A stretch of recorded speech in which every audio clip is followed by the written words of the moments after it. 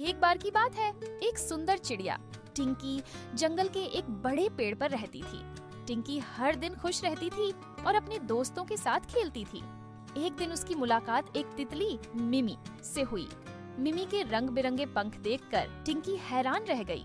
टिंकी, मिमी, तुम्हारे पंख कितने खूबसूरत हैं।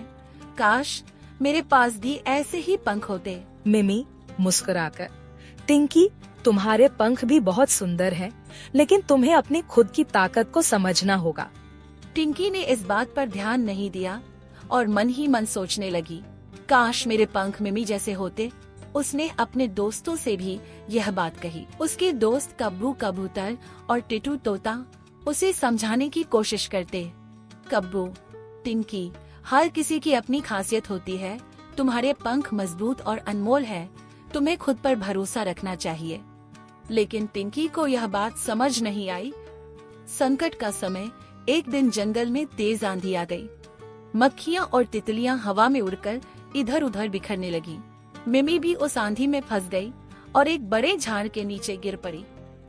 टिंकी ने यह देखा और तुरंत अपनी मजबूत पंखों का इस्तेमाल करते हुए मिमी के पास पहुंची।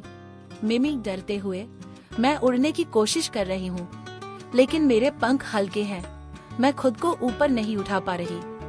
उसने मिमी को संभाला और उसे सुरक्षित जगह पर ले गई।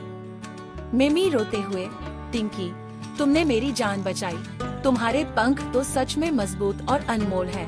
उस दिन टिंकी ने समझ लिया कि हर किसी की अपनी ताकत और खूबसूरती होती है। उसने कभी अपने पंखों की कदर नहीं की थी, लेकिन अब उसे अपने महत्व का एहसास हो गया था।